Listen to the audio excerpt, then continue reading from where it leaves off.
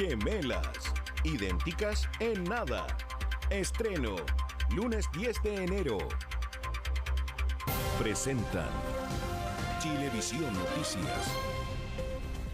¿Qué tal? ¿Cómo están? Muy bienvenidos. Jueves 6 de enero ya arranca esta semana, esta primera del año, con hartas informaciones, marcados sobre todo por lo que ocurrió en la Convención Constituyente. Y hay presidente y vicepresidente, una mesa ya instalada, una etapa más ejecutiva se habla. Sí, y hay polémica también, porque hay coletazos después de esta polémica votación que ocurrió anteayer y ayer en el ex Congreso Nacional. Hay algunas diferencias entre el Partido Comunista, el Frente Amplio, el Colectivo Socialista. De todos esos nos cuenta Josefina de la Fuente, quien ya vive prácticamente en el ex Congreso Nacional cubriendo toda la Convención Constitucional. José, ¿cómo estás? Hola, ¿cómo están? Muy buenas tardes. El día de hoy ha tenido hartas reuniones la presidenta electa de la Convención Constitucional, María Elisa Quinteros, que logró la mayoría absoluta de los convencionales, 78 votos a la novena ronda. Fue una maratónica jornada antes de ayer, y ayer finalmente ya termina ella con la mayoría, con votos incluso de la derecha. Hubo un convencional de Renovación Nacional, Luciano Silva, que votó por ella, que decía que había tenido un buen desempeño cuando coordinó, por ejemplo, la Comisión de Ética. Dicen que tiene habilidades blandas, que es abierta al diálogo, que también es rigurosa. Bueno, es científica, dicen algunos, y eso se demuestra, por ejemplo, que es buena para la planilla Excel, es bien organizada y que garantiza el diálogo de las diferencias, que es respetuosa con sus compañeros, y por eso creen que era la persona idónea para sentarse a la cabeza de la Convención Constitucional. Escuchemos lo que dijo María Elisa Quinteros ya en su primer día como presidenta electa. Va a debutar también a la cabeza de la convención en un pleno que comienza a las 3 de la tarde el día de hoy. Escuchemos a Quinteros. Sí, yo lo veo como una señal muy positiva, porque es parte de los movimientos sociales, de lo que gatilla finalmente, expresado en el estallido social, el que personas comunes, desconocidas, estemos en este espacio tratando de construir lo que los pueblos nos solicitan, que es acuerdos, democracia, mejoras, un Estado ojalá social de derechos. Ahí escuchamos entonces a María Elisa Quinteros, que, como yo les decía, está coordinando también distintos aspectos administrativos, comunicacionales, etcétera. También lo está haciendo con el vicepresidente electo Gaspar Domínguez de Independientes No Neutrales. Le consultamos hoy respecto a algo que tienen pendiente, si es que se van a juntar con el presidente actual de la República, Sebastián Piñera. Entiendo que a las 12:30 tuvieron una llamada telefónica con la Secretaría General de la Presidencia. Se les habría ofrecido reuniones con el presidente Sebastián Piñera, pero ellos han dicho que es una decisión que van a tomar con la mesa ampliada. Una mesa ampliada que se está constituyendo en estos momentos con patrocinios y que también va a debutar completa. 9 integrantes de la mesa ampliada en un pleno a las 3 de la tarde. Respecto a eso habló Gaspar Domínguez, escuchemos sus declaraciones. En principio no existe ningún veto a ninguna persona ni a ningún sector, y creo que debemos considerar, conversar y participar con todos los actores que tengan el deseo de hacerlo. El detalle sobre los tiempos, los cuándo y los cómo debe ser conversado colectivamente. Es decir, debemos tener que sentarnos a conversar con la nueva mesa que se va a conformar hoy día, y entre todas y todos discutir, deliberar y poder tomar estas decisiones.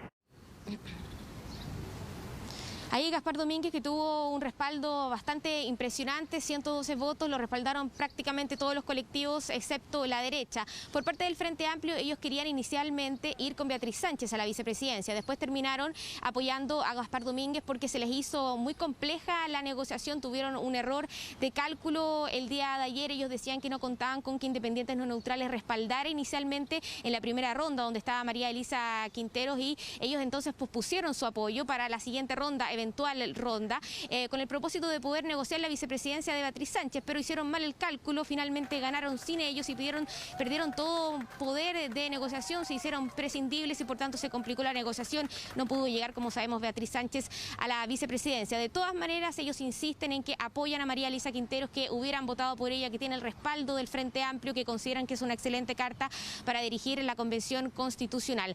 Pero están tensas las relaciones entre el Frente Amplio y el Partido Comunista. Le preguntamos sobre eso a convencionales como Daniel Stingo y Beatriz Sánchez. Escuchemos lo que nos dijeron. Si tampoco es tan dramático, el Frente Amplio lo ha explicado varias veces. Nosotros entendimos que la primera vuelta era votar porque uno quisimos hacer un homenaje, eso es una cosa. Puede ser un error, puede ser que no entendimos bien, no leímos bien la señal, pero nosotros, pregúntale a la presidenta si yo le dije minutos antes, señora presidenta. porque entendíamos todos que iba a ser nuestra presidenta. Si no hay por eso te pido, desdramaticemos, está clarísimo. ¿El Partido Comunista? Esa pregunta se la a ellos. ¿Pero por qué ustedes no trabajan tan afiatados con ellos? ¿Por qué no se logra la coordinación? Pregúntale a ellos. Yo creo que el día martes fue un día para construir los acuerdos y se fueron construyendo para llegar a estos acuerdos el día miércoles. Y si bien efectivamente podíamos haber tenido un diseño para el día, para que hubiese sido el diseño que flotara de alguna manera o que fuera el diseño final para el día miércoles y finalmente fue otro, yo estoy bien con eso. O sea, la idea era llegar a una mesa que ojalá fuera representativa de varios mundos dentro de la convención y creo que eso se logró. ¿Por qué no se da este fiato con el Partido Comunista? Ustedes trabajan con el Partido Socialista. ¿Qué es lo que pasa que no se logra la coordinación? Creo que esa pregunta hay que hacérsela a ellos. Nosotros hemos hecho todos los esfuerzos y esa pregunta creo que la deberían responder ellos. Bueno, y en honor a la verdad es que ayer también yo le pregunté a algunos convencionales del Frente Amplio por quién iban a votar. Ellos me decían que iban a votar por María Elisa Quinteros, algunos incluso me decían que era la mejor carta, me detallaban cuáles eran sus atributos, pero a última hora hicieron este cambio que fue poco estratégico y que fue una desinteligencia, dijo ayer Fernando Atria. Uno de los grandes ganadores fue el Partido Comunista, que fue articulador, logró tender puentes entre los distintos sectores de la centroizquierda y de la izquierda. Ayer, de hecho, celebraban todos los convencionales del Partido Comunista. Decía Beatriz Sánchez y Daniel Stingo que le preguntáramos a los comunistas por qué no tenían fiato, por qué no estaban bien relacionados el Partido Comunista con el Frente Amplio, al menos aquí en la Convención Constitucional. Esto fue lo que nos respondió Hugo Gutiérrez y también vamos a escuchar justo después la respuesta que da Amaya Alves, que es del Frente Amplio y que fue anunciada hace minutos como la representante de ese colectivo en la vicepresidencia adjunta y es parte entonces de la mesa ampliada de la Convención Constitucional.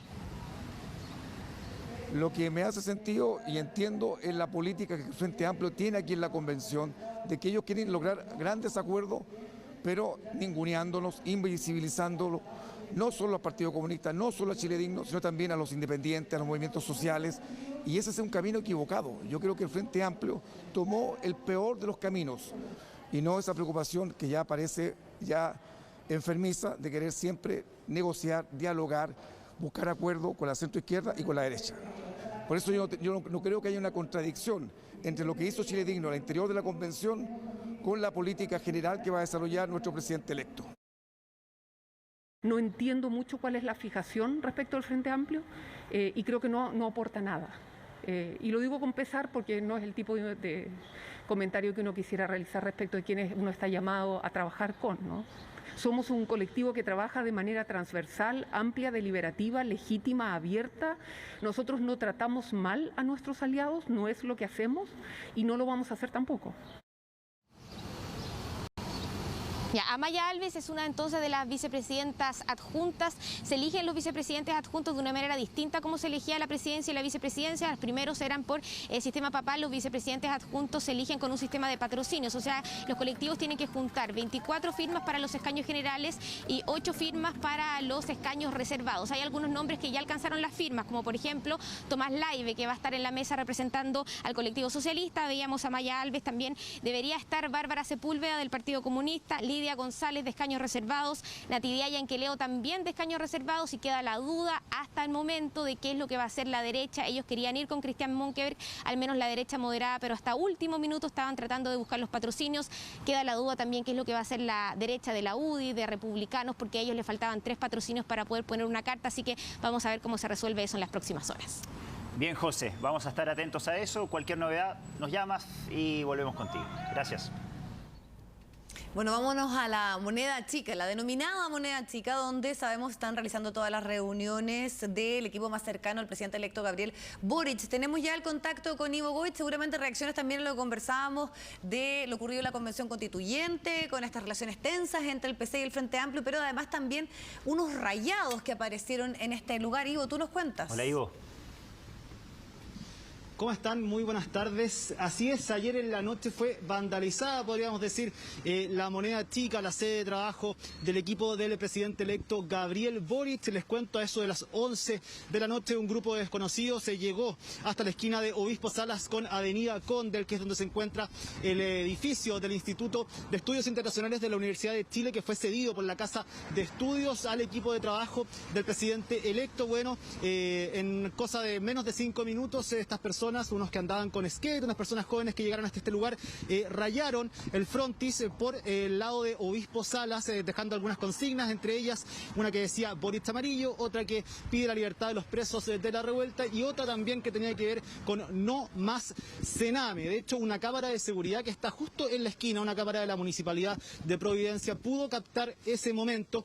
Fue muy rápido después de que estas personas rayaron estas paredes, salieron por Avenida Condel en dirección al norte, caminando justo en el momento en que al interior de este edificio, de esta casona patrimonial, se encontraba parte del equipo de seguridad haciendo una ronda interna, por lo cual ellos no pudieron ver finalmente lo que estaba sucediendo a esas horas de la noche, pasadas las 11 de la noche, al exterior, en Avenida Condel, justamente en la esquina con Obispo Salas. Algo que, por supuesto, ha causado preocupación, lo que tiene que ver con el tema de seguridad, por supuesto, de esta casona, del lugar de trabajo del presidente electo Gabriel Boric. Es primera vez en estos días, desde que llegó acá el 23 de diciembre, que vemos un acto de este tipo. Ustedes han visto, han sido testigos de que todos los días viene mucha gente, se acerca para poder saludarlo, para poder contarle algunas cosas. De hecho, les cuento estas cosas que me gusta contarles a ustedes, es por el lado de Obispo Salas, la reja, se ha denominado por parte de la gente que llega hasta acá como el muro de los lamentos, porque las personas vienen a contarle sus historias al presidente electo Gabriel Boric, le pasan cartas, saludos, testimonios,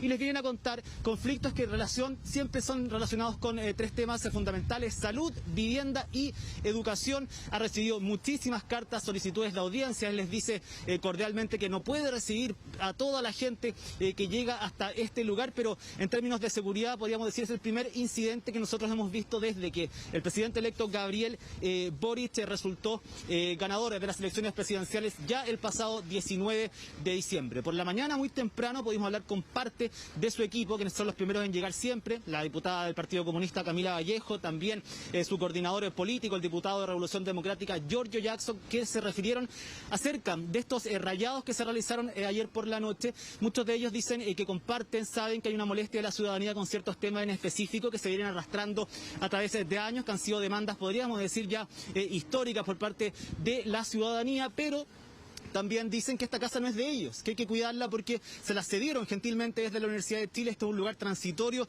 de trabajo y ellos la tienen que devolver en el mismo estado en que se las prestaron. Escuchemos qué fue lo que dijo Giorgio Jackson y Camila Vallejo acerca de estos rayados que se produjeron ayer en la noche en la sede de trabajo del presidente electo. Totalmente legítima la forma de expresión, sobre todo en estos temas, que hay una deuda pendiente.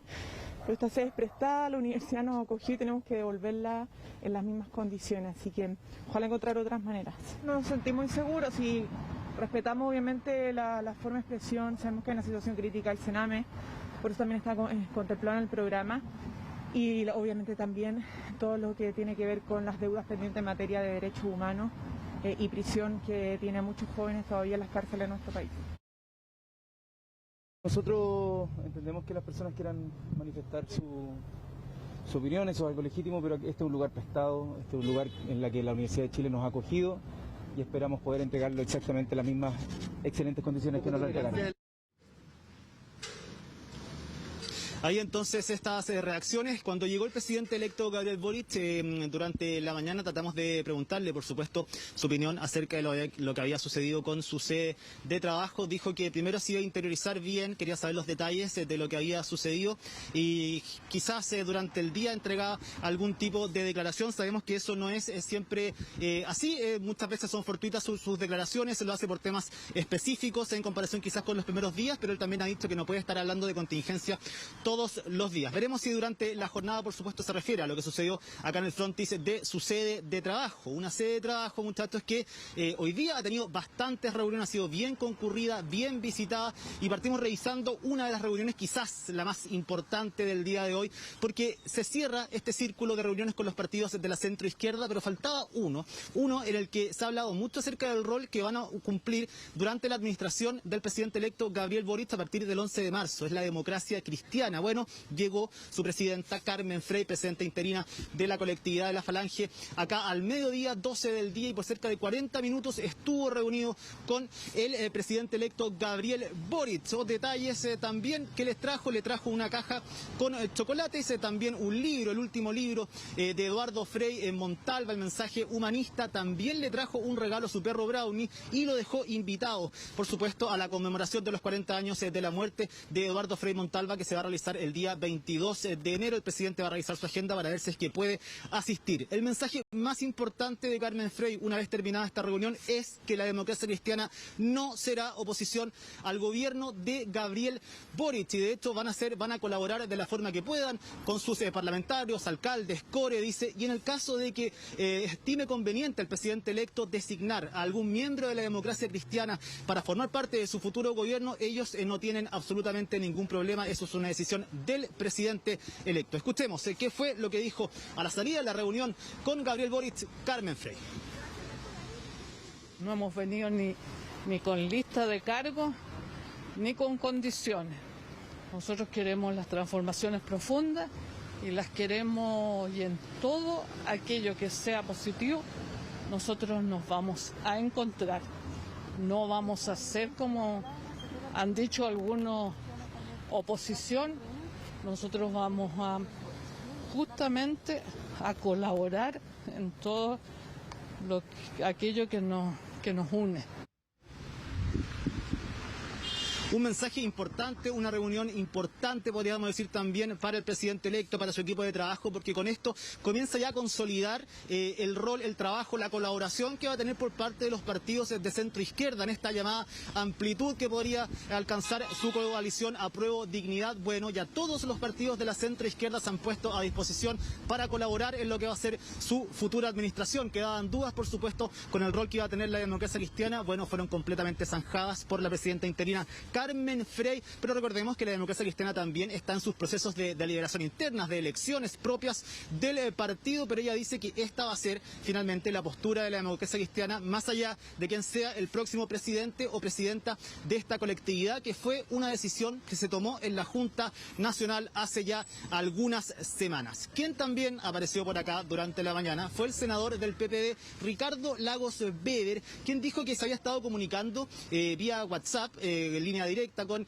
el presidente electo Gabriel Boric, y en esas conversaciones surgió la posibilidad de una invitación a conversar con él sobre algunos temas en específico, y dijo el senador Lagos Weber que le interesa mucho conversar con él el tema de la reforma tributaria, ver el tema de los presupuestos, de cómo, de dónde se va a sacar, por supuesto, los dineros necesarios para poder llevar adelante la agenda transformadora, el programa de gobierno de Apruebo Dignidad del presidente Gabriel Boric. Vino a conversar, una reunión express, podríamos decir, que duró cerca de 30 minutos, y dio declaraciones, por supuesto, acerca de esta reunión que sostuvo con el presidente electo. Escuchemos. Yo he tenido siempre un diálogo bien fluido con el hoy presidente electo Gabriel Boric. Se nos planteó la posibilidad de conversar con él a propósito de unos WhatsApp que tuvimos sobre distintos temas de importancia, yo creo, y me invitó a conversar, básicamente pensando en que vamos a requerir en el futuro mucha capacidad de diálogo, de conversación.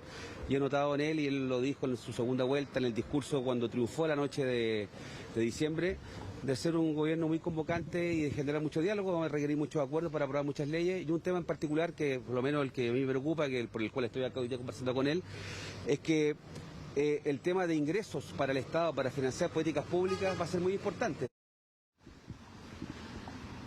Ahí estaban entonces las declaraciones del senador del Partido por la Democracia, Ricardo Lagos Weber. Dice que él ha tenido una muy buena relación histórica en el Parlamento, en el Congreso, con el ahora presidente electo Gabriel Boric, y es por eso que se dio esta instancia en la que se pudieron reunir para hablar temas también muy importantes y que van a estar en la agenda legislativa, y que tiene que ver con sacar adelante la reforma tributaria del próximo gobierno, que es lo que planteaba por lo menos en su programa de gobierno. Quien también llegó durante la mañana, muchas muchachos, fue el canciller de México, Marcelo Ebrard. Podríamos decir que es el primer representante de otro estado acá latinoamericano que llega hasta la sede de trabajo del presidente electo Gabriel Boric para consolidar, felicitarlo por supuesto por el triunfo. Segundo, consolidar las relaciones, por supuesto. Recordemos que había estado en entredicho las relaciones internacionales luego de la negativa del presidente electo Gabriel Boric de asistir a la última gira internacional del presidente Sebastián Piñera en Colombia para estar en Prosur y también en la Alianza del Pacífico. Alianza del Pacífico en la que la compone Chile, Perú, Colombia y México. Y se ha hablado mucho acerca de esta relación. Por supuesto, para el presidente lo dijo la vez que rechazó esta invitación del presidente Sebastián Piñera. Le interesa muchísimo mantener una muy buena relación con la Alianza del Pacífico, fortalecer los lazos y también fortalecer los lazos con los países latinoamericanos. Bueno, fue el primer representante de otro estado que ha llegado hasta acá de forma oficial. Se reunieron y confirmaron que van a estar para el cambio de mando a esta ceremonia el próximo 11 de marzo. También, por supuesto, llegaron con regalos hasta acá porque hoy es el Día de Reyes y la comitiva que andaba con el canciller mexicano le dieron una rosca de Reyes, que es una especie de pan dulce bastante grande, con que al medio va como una figura del niño Jesús. Me contaban ahí parte de la gente que andaba con él y que fue entregado, por supuesto, acá en la sede de trabajo del presidente electo. Parte de lo que conversaron juntos acá, en palabras de Marcelo Ebrard, quien es el canciller mexicano que se encuentra de paso en Chile. Hemos conversado sobre temas comunes, de interés común, como por ejemplo el fortalecimiento de la Alianza del Pacífico.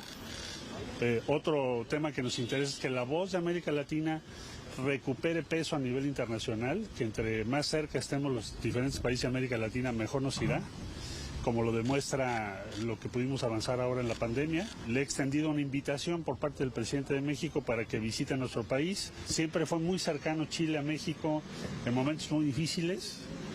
Conocemos muy bien a muchas de las personalidades que estarán cerca de este gobierno y nos entusiasma y nos llena de esperanza el programa y lo que representa el nuevo gobierno que Chile tendrá a partir de marzo.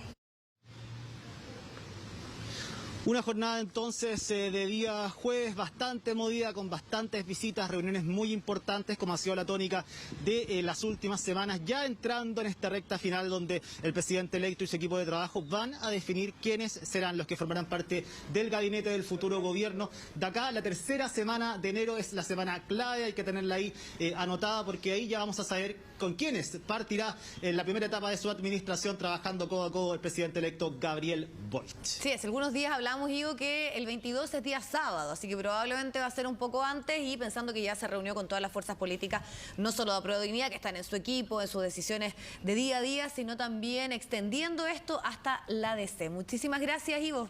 Gracias, Ivo. Vamos a hablar ahora de pensión garantizada universal. Se aprobó primero en la Cámara de Diputados, sin embargo la oposición dijo, a ver, ojo, estamos de acuerdo, pero no sabemos cómo van a financiar finalmente esta pensión. Y una de las ideas que surgió fue justamente crear un impuesto a los súper ricos para lograr los fondos necesarios y así poder financiar esta pensión de 185.000 pesos. ¿Cómo recibieron esto en el gobierno? Se lo preguntamos a Iván Carvajal. Iván, ¿cómo estás? ¿Qué tal, Iván? ¿Cómo están? Muy buenas tardes. De mala forma lo recibieron en el gobierno porque lo que dicen es que nuevamente hay un grupo de diputados que intenta saltarse las reglas. Ya sabemos que la creación de un nuevo tributo, de un nuevo impuesto, es de exclusiva facultad del presidente de la República, y por eso dicen los diputados de oposición que están impulsando esta idea, se quieren saltar las reglas. Esto surgió ayer en el contexto de la Comisión de Hacienda de la Cámara de Diputados, donde un grupo de parlamentarios propuso un impuesto a las grandes fortunas, a los súper ricos, como se le denomina, de dos tipos, para poder financiar la pensión garantizada universal. Ya sabemos que entre el gobierno y la oposición además hay diferencias por el financiamiento, por la fórmula propuesta por el gobierno, pero este es un elemento que viene a complicar más el diálogo, y de alguna forma así lo dejó ver el ministro vocero el día de hoy. Veamos lo que dicen primero los parlamentarios que impulsan este impuesto. Impuesto a los súper ricos no es algo que estemos inventando para poder sortear el presupuesto del próximo gobierno. 3 años, 2 años, más de 2 años lleva este proyecto en el Senado, que se le aplica al patrimonio sobre los $5 millones, es gradual. Se lo hicimos presente al gobierno, el gobierno manifestó su mejor disposición a conversar, al final no hubo ninguna conversación de nada y llegamos al punto en que en la sesión de ahora, dado que no había ningún comentario respecto de nuestras inquietudes, bueno, se hicieron efectivas las indicaciones que se propusieron. Una de ellas tiene que ver con gravar los grandes patrimonios. La idea de este impuesto, yo les decía, de dos tipos, porque marca dos rangos, uno de 1,5% para aquellas fortunas mayores a 5 millones de dólares y otra de 2,5% para aquellos que tienen patrimonio mayor a los 22 millones de dólares. Claramente es una discusión que al gobierno no le gusta, ya hizo reserva de constitucionalidad el día de ayer, por lo tanto van a recurrir al Tribunal Constitucional si es que esta idea prospera en el trámite del proyecto. Le preguntamos al ministro vocero el día de hoy, más allá de la reserva de constitucionalidad, ¿qué le parece para el ánimo del diálogo que pretende el gobierno que se dé en el Congreso para poder tener despachado el proyecto antes del término del año legislativo? Esto fue lo que él dijo. Y en este caso, de nuevo, un grupo de parlamentarios se salta las reglas y crea un impuesto a sabiendas de que eso es estrictamente algo que no pueden hacer según establecen las reglas de nuestra Constitución. Entonces, la idea de hacer esta especie como de gallito político y de hacer y ponerle trabas o palos a la rueda de la bicicleta de manera de que no se puedan generar los recursos para pagar la pensión garantizada universal, yo creo que va en contra de los más de 2,5 millones de personas que van a ser beneficiados por esto. Bien, yo les decía entonces este elemento que va a poner más, va a ser más complejo el escenario de discusión, pero veremos qué es lo que pasa. Esto se fue votado en la Comisión de Hacienda de la Cámara de Diputados por 7-6, así que veremos qué es lo que ocurre finalmente en las próximas semanas con la tramitación del proyecto. Bien, Iván, muchas gracias por las repercusiones que ha tenido justamente este proyecto de el impuesto a los súper ricos ahí en el Congreso para poder financiar la pensión garantizada universal. Tú decías que no se tomaron nada bien esto en el gobierno acusa de boicot. En los próximos días, ¿qué iniciativas podrían llevar a cabo desde el gobierno? Porque tú señalabas al principio que es materia, facultad del gobierno poder presentar iniciativas que incluyan un gasto fiscal. ¿Hay algún tipo de cronograma, hay algún tipo de plazo de parte del gobierno para poder cumplir o frenar esta indicación en el Congreso?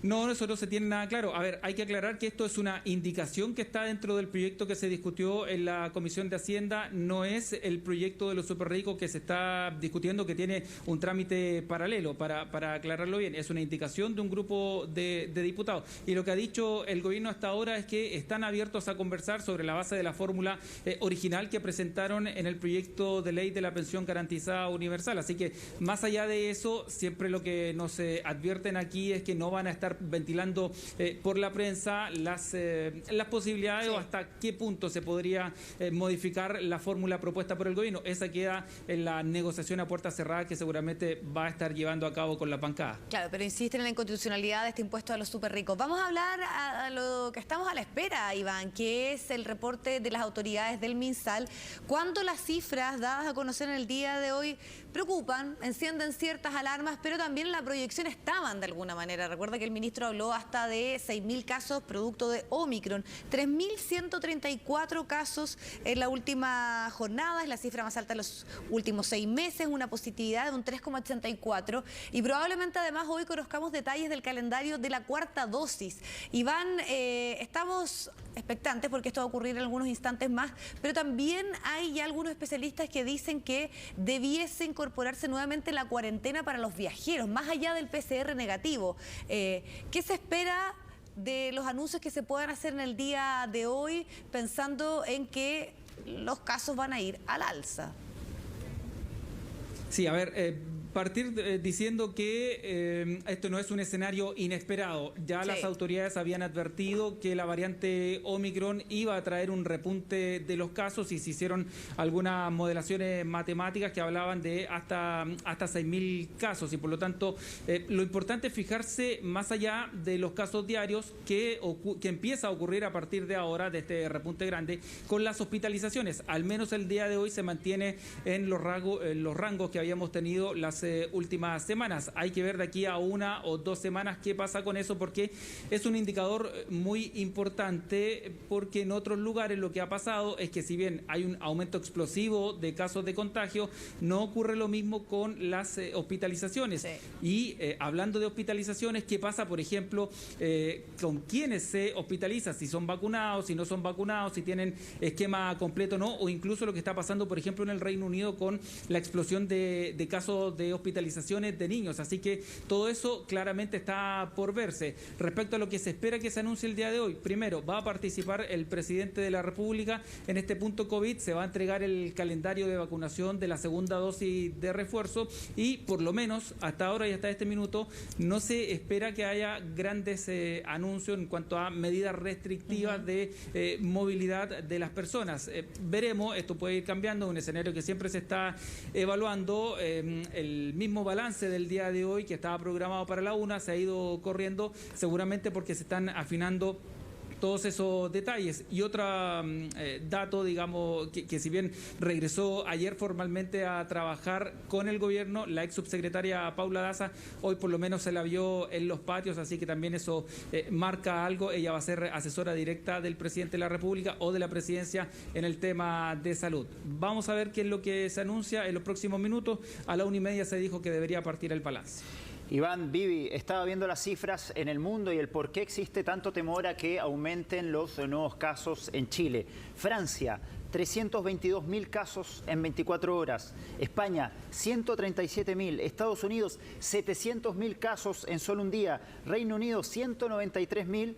Y una cifra muy preocupante porque nos toca muy de cerca Argentina, 95.000 con una tasa, un porcentaje de positividad de más del 50%. ¿Por qué es preocupante lo de Argentina? Porque ayer dábamos cuenta de cómo estaban entrando los turistas argentinos a través del Paso de los Libertadores a nuestro país. Tú recién decías, Iván, que no habría nuevas restricciones o no habría nuevas medidas en cuanto al plan Frontera Segura. ¿Se sabe algo más de eso? Al menos no lo hemos escuchado durante los últimos días. Siempre las autoridades dicen, bueno, todos los escenarios hay que ir evaluándolo de acuerdo a lo que esté pasando sanitariamente, pero hasta este minuto no hemos escuchado la posibilidad de restringir las fronteras. Podría ser que, por ejemplo, los pasos fronterizos que ya están postergados sigan de esa forma hasta nuevo aviso. Así que solo habría que esperar lo que vayan a anunciar las autoridades el día de hoy.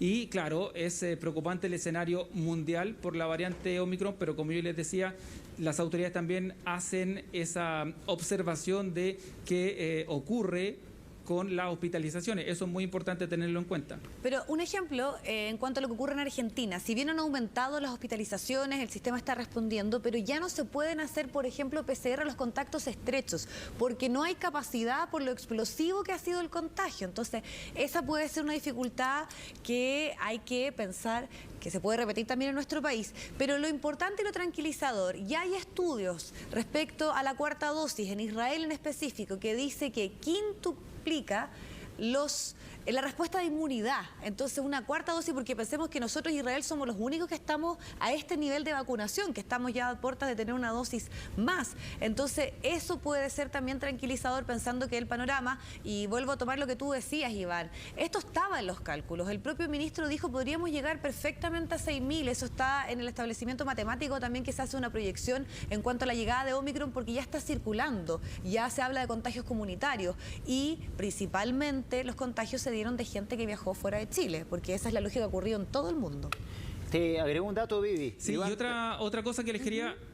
Sí, dale, Iván. Sí, comentarle al paso y recordando lo que han anunciado las autoridades en la última semana, los últimos días, a propósito de lo que puede ser Omicron en nuestro país, y es que se reimpulsó la red integrada público-privada precisamente para hacer frente a un eventual aumento de las hospitalizaciones.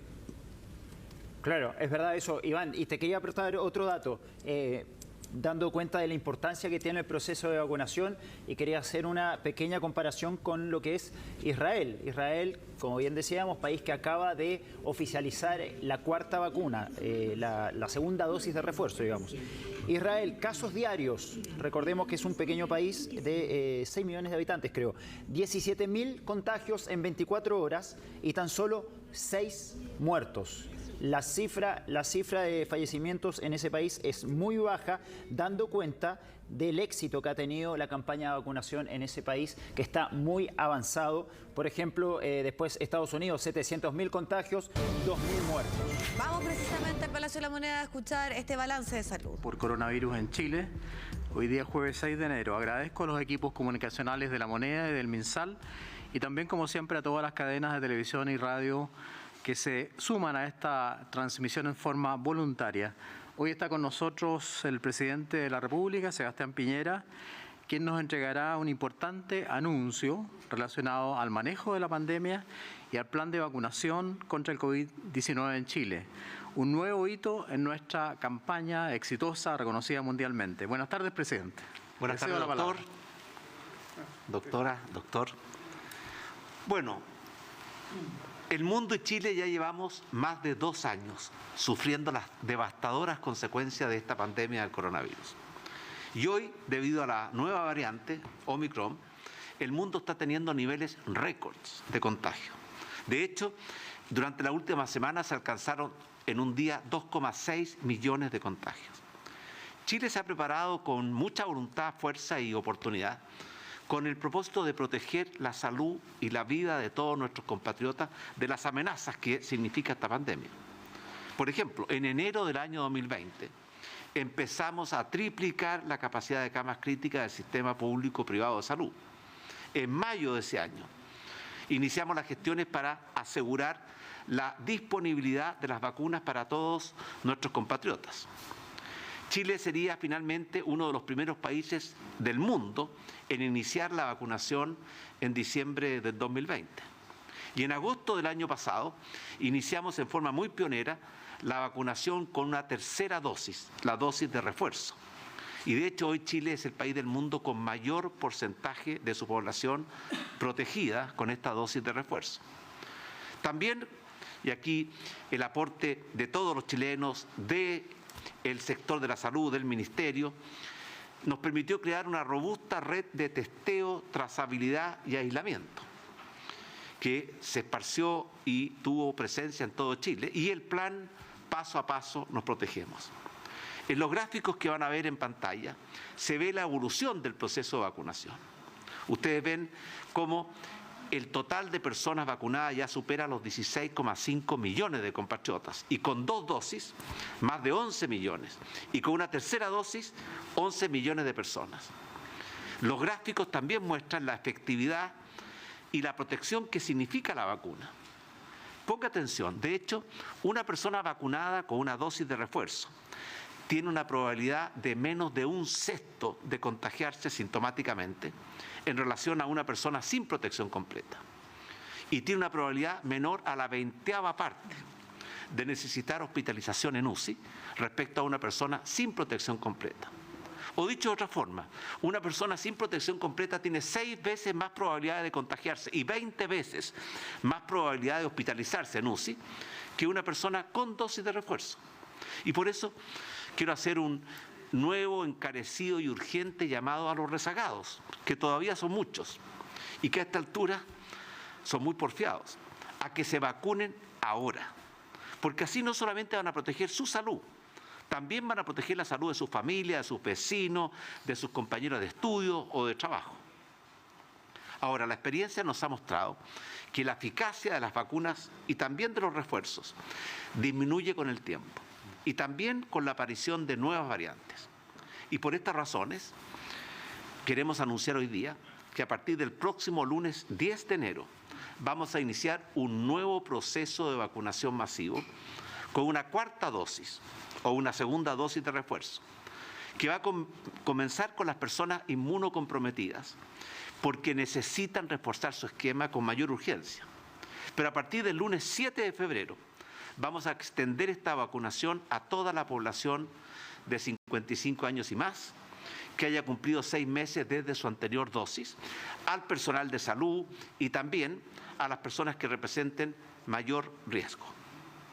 El esfuerzo, el éxito que ha tenido Chile en el proceso de vacunación y en la protección de la salud y la vida de todos los chilenos es mérito de todos los chilenos y nos pone entre los mejores países del mundo en la forma en que hemos logrado combatir esta pandemia. Y esto nos ha permitido salvar muchas, muchas vidas. Esta privilegiada condición de Chile es ampliamente reconocida a nivel mundial. Y con esta cuarta dosis buscamos mantener esa posición de liderazgo y proteger la salud y la vida de nuestros compatriotas. Porque, chilenas y chilenos, la nueva variante Omicron se está expandiendo aceleradamente en el mundo entero. Y aunque en mucho menor proporción, también está afectando a Chile. Afortunadamente, esta variante, si bien es mucho más contagiosa, también genera menos hospitalizaciones y es menos letal. Porque el principal compromiso, preocupación, acción de nuestro gobierno ha sido proteger la salud y la vida de todos nuestros compatriotas frente a la pandemia y también proteger los trabajos, los ingresos, la calidad de vida de todas las familias chilenas frente a esta crisis social que hemos debido enfrentar. Quiero terminar estas palabras con un mensaje de tranquilidad, pero también de cautela. Tranquilidad, porque hemos tomado todas las medidas para proteger la salud y la vida de nuestros compatriotas frente a la pandemia. Y cautela, porque la pandemia no ha terminado. Tenemos que seguir cumpliendo responsablemente con nuestros cuidados personales. El lavado de manos, el uso de mascarillas, el distanciamiento social, la ventilación de lugares cerrados. Y también respetando rigurosamente los protocolos de salud. Solo así, juntos, unidos, vamos a superar esta pandemia y vamos a recuperar lo que todos queremos en nuestras vidas. La cercanía con nuestros seres queridos, las oportunidades, el desarrollo de los talentos, la búsqueda de la felicidad. Muchas gracias y muy buenas tardes. Muchas gracias, presidente. Agradecemos su presencia para dar a conocer esta importante noticia, la implementación de una cuarta dosis, lo que nos va a permitir reforzar la respuesta inmunitaria de aquellos pacientes como los inmunocomprometidos, que sabemos pierden su capacidad de respuesta, es decir, sus defensas, para que la gente entienda con claridad. La situación actual de la pandemia en el mundo presenta un escenario muy preocupante en cuanto a los nuevos casos informados a nivel global. Israel, por ejemplo, registró el martes casi 12.000 casos nuevos, una cifra diaria que no se había observado desde el comienzo de la pandemia. Francia registró 335.000 nuevos casos, según lo informado por el ministro de Salud de esa nación. Grecia registró 50.000 casos nuevos, una cifra récord también. Estados Unidos ha llegado a presentar 491.700 contagios, con un incremento de prácticamente el 100% de los casos. En Sudamérica, Perú declaró recientemente estar en presencia de una nueva ola. Argentina, en medio de un importante aumento de contagios, confirmó el día miércoles 95.000 nuevos casos positivos. Brasil aportó o reportó 27.000 casos. Hoy en Chile tenemos 3.134 casos. Una cifra alta, de hecho, es la jornada que más nuevos confirmados se registra desde el 8 de julio del 2021, cuando registramos 3.193 casos. Pero nuestro país se ha preparado y se ha esforzado y ha reforzado su estrategia de TTA, su capacidad de testeo, su capacidad de camas a nivel nacional, y contamos con una gran cantidad de población objetivo ya vacunada. Si comparamos la situación de hoy día versus las cifras del 8 de julio, podemos ver que el 8 de julio teníamos 3.193 casos y hoy día tenemos 3.134. El 8 de julio en ventilación mecánica teníamos 2.167 casos y hoy día tenemos solo 404 casos. La positividad en esa época era mayor al 4%, hoy día solo tenemos 3,84%. Los casos activos también se diferencian, 17.000 contra 12.000. Y lo más importante, los fallecidos, 186 fallecidos el 8 de julio, 30 fallecidos hoy día que también lamentamos y obviamente la cantidad de exámenes que hemos mantenido muy fuertemente. En esa época 69.000 exámenes, hoy día 74.000 exámenes.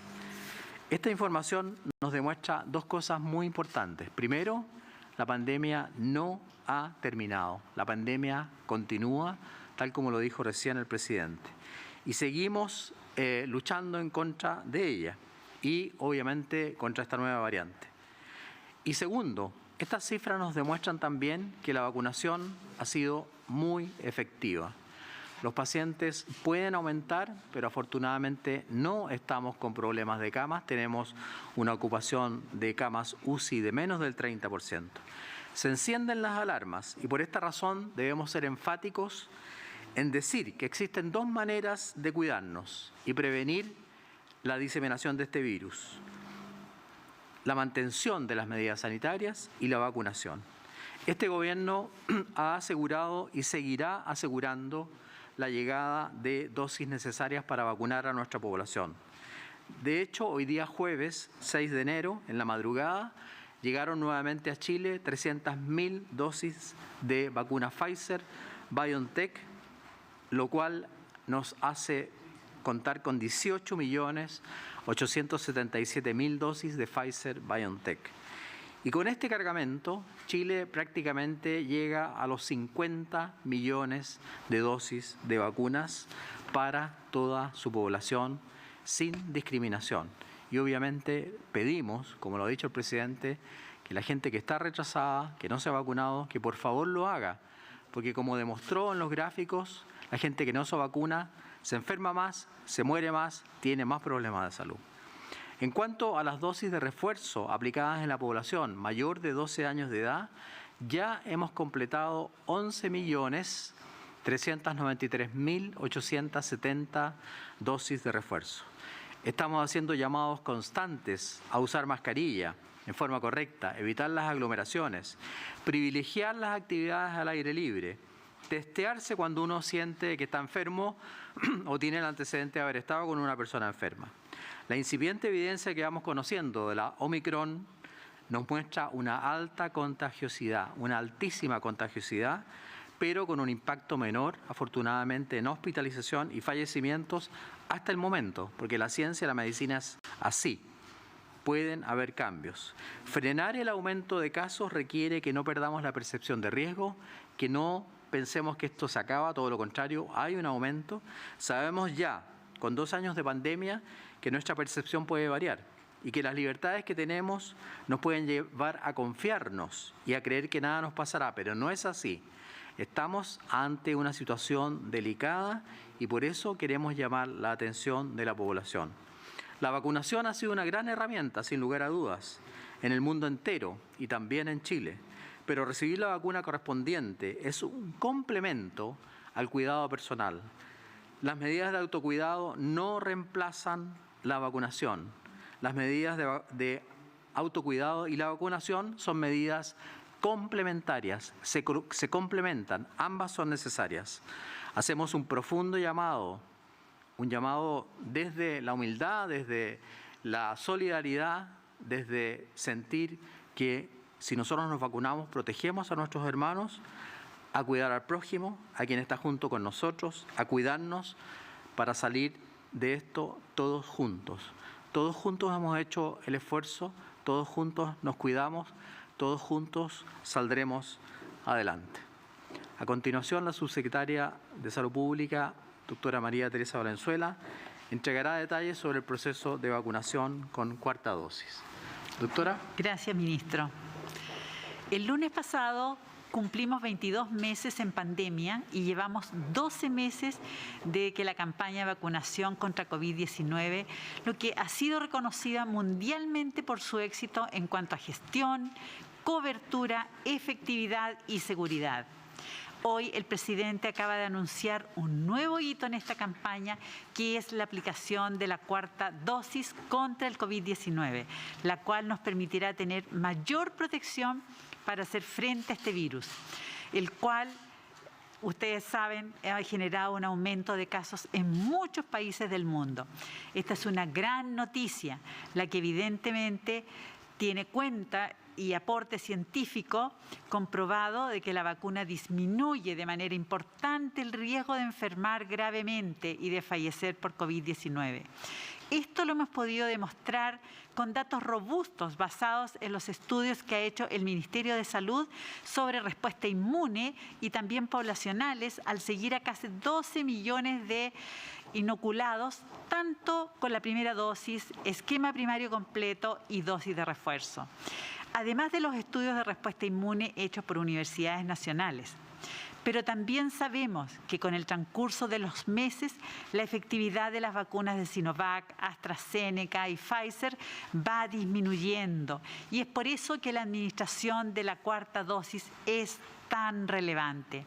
Existe evidencia poblacional y a nivel de anticuerpos neutralizantes que sugiere que la efectividad de los refuerzos también cae con el tiempo a una velocidad menor que lo que vemos con esquemas primarios, pero se estima que alrededor de 6 meses después del refuerzo, los esquemas usados tendrán una efectividad contra COVID-19 menor al 60%.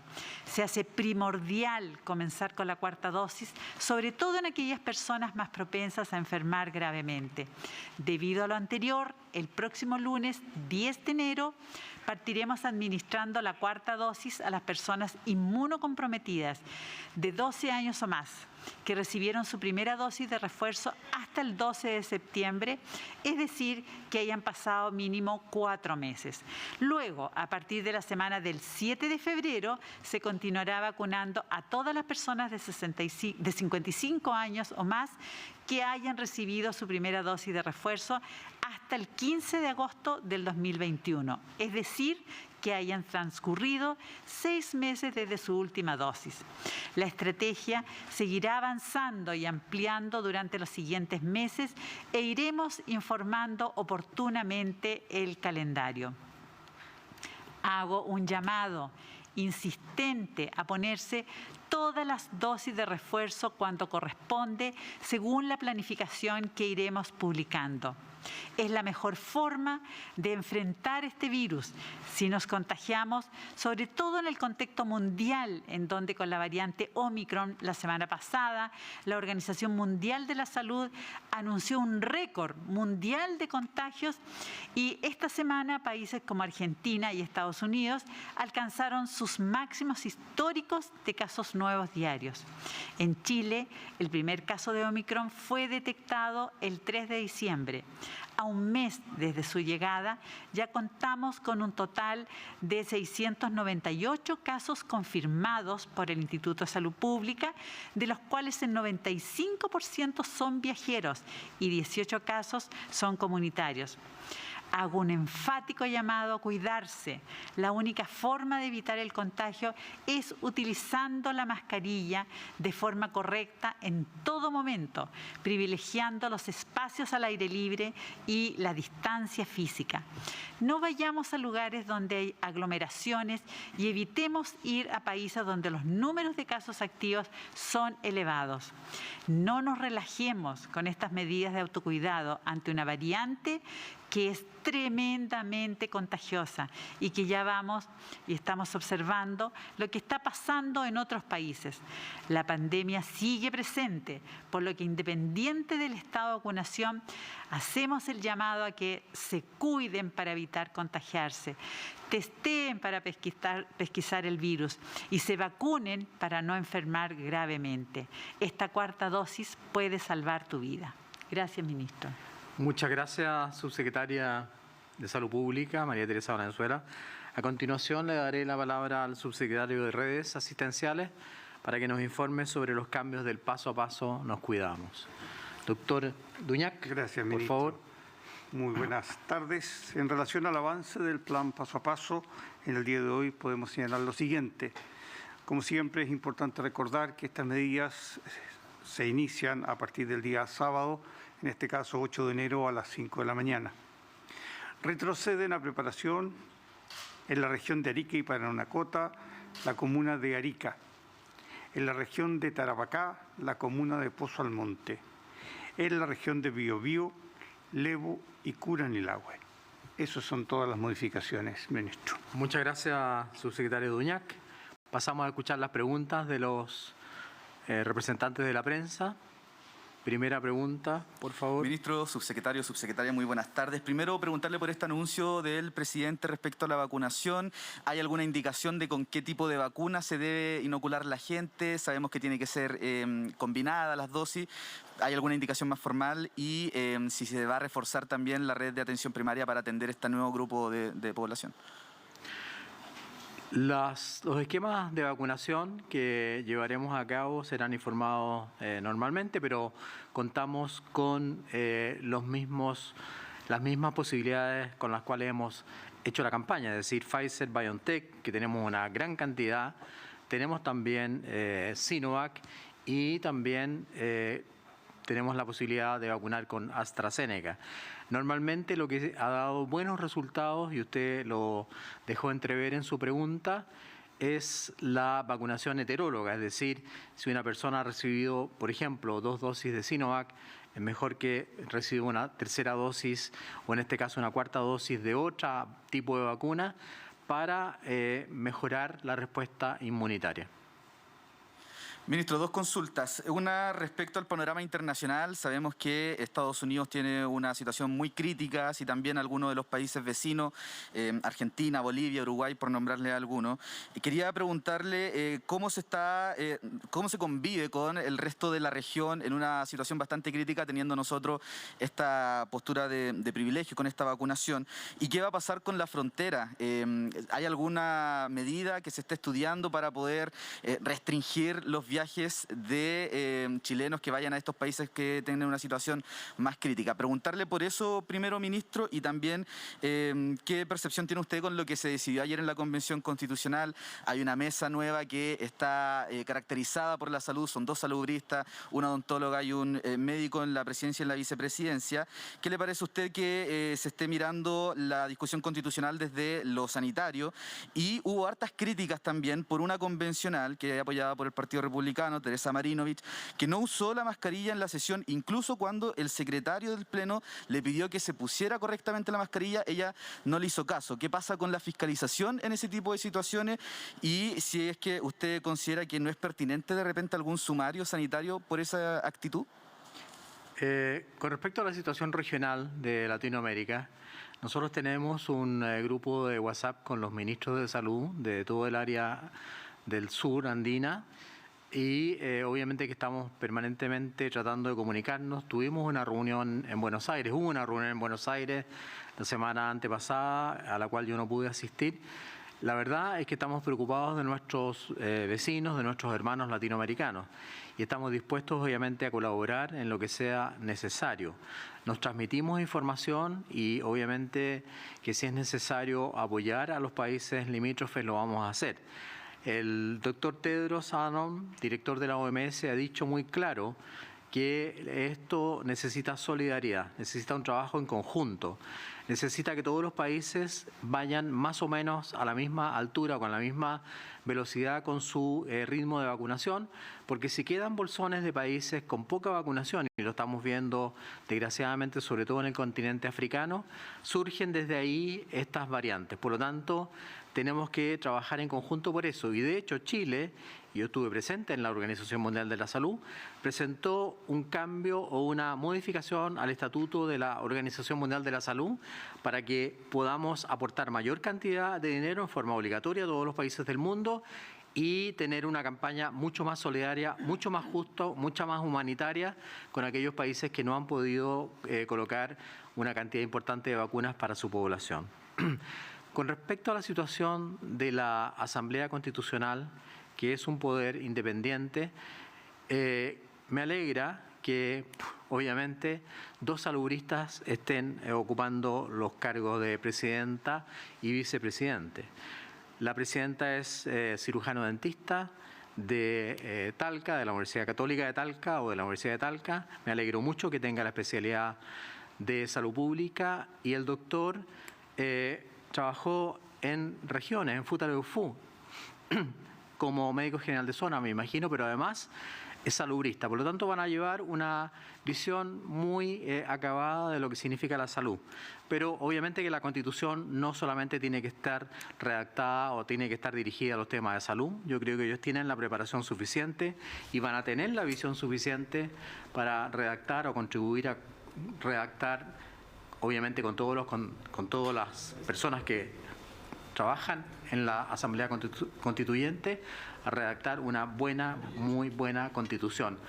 Ahí están entonces los anuncios hechos por el Ministerio de Salud. Bueno, se está refiriendo a lo ocurrido en la Convención Constitucional, donde quienes encabezan la mesa pertenecen al área de la salud.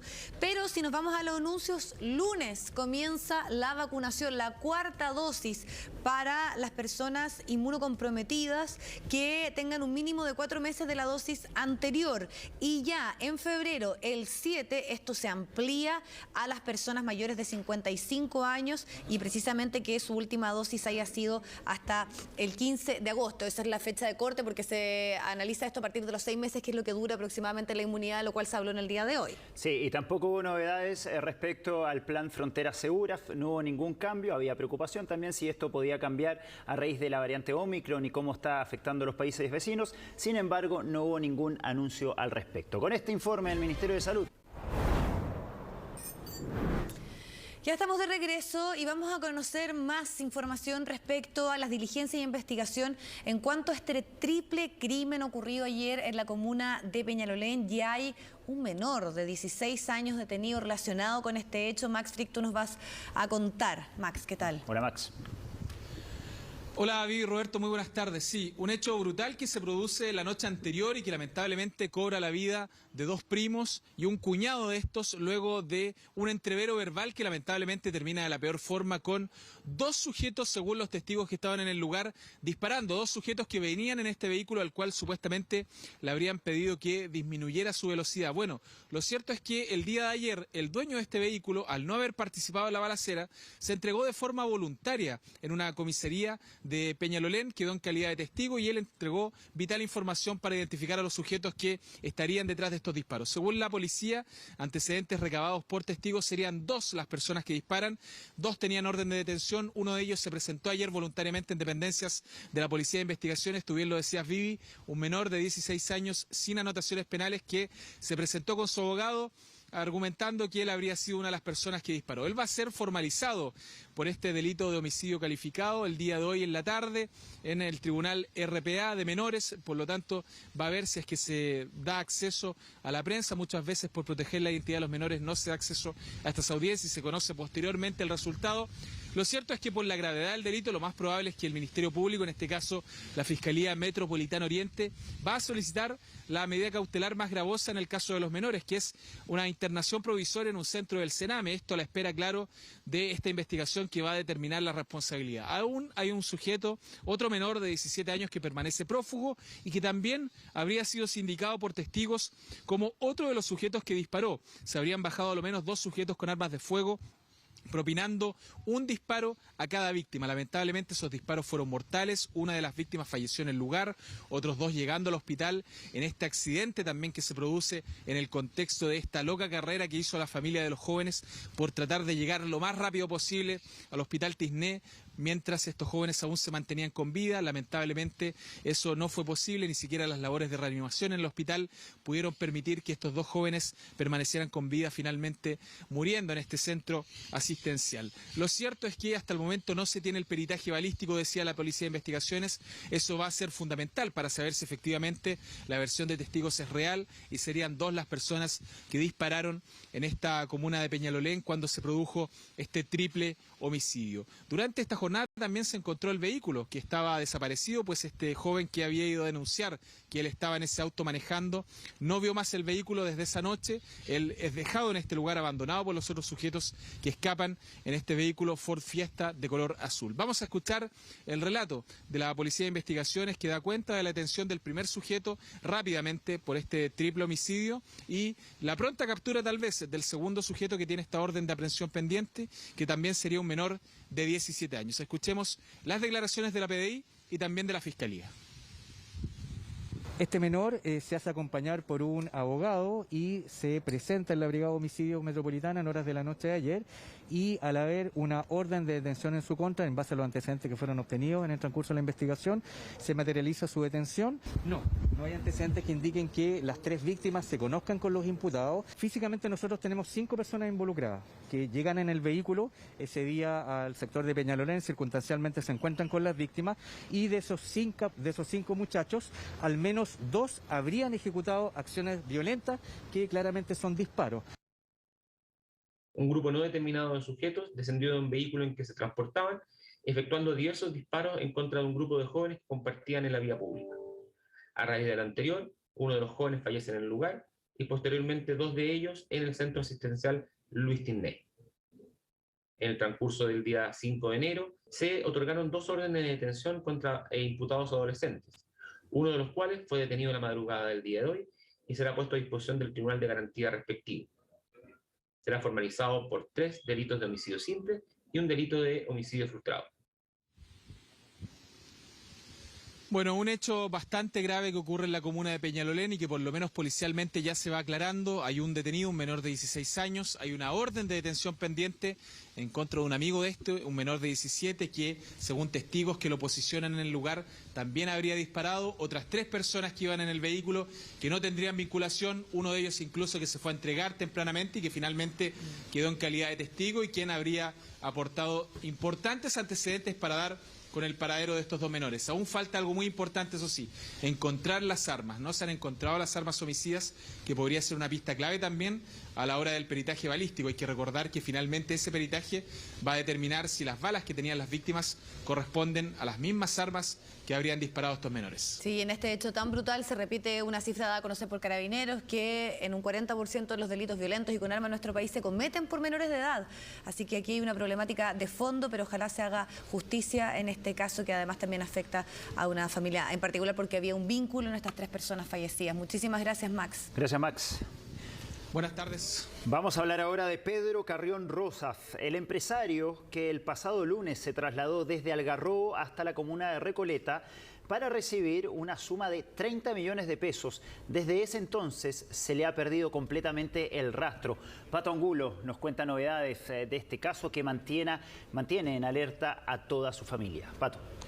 Hola Roberto, Vivi, buenas tardes. Una misteriosa desaparición. Ya Carabineros está investigando este caso una vez que se ha realizado la denuncia respectiva por parte de su familia. Se van a cumplir ya 3 días que no se sabe absolutamente nada de Pedro Carrión Rosas, de 46 años, este empresario, quien tiene un negocio, una distribuidora de carnes, también una sanguchería y una pizzería en la comuna de Recoleta. Es en ese lugar donde habría sido visto por última vez, habría llegado a ese sitio donde está su empresa, posteriormente sale con la intención de ir a depositar 30 millones de pesos. Hay una comunicación ahí con su familia, él dice a uno de sus familiares, a uno de sus hermanos, que ya tiene en su poder este dinero y que por lo tanto va a ir a depositarlo a una entidad bancaria. Luego de aquello ya no se sabe absolutamente nada de él, y dentro de este mensaje, que ahí hay una pista también que puede ser de mucha utilidad, él da cuenta de que habría ido con otra persona.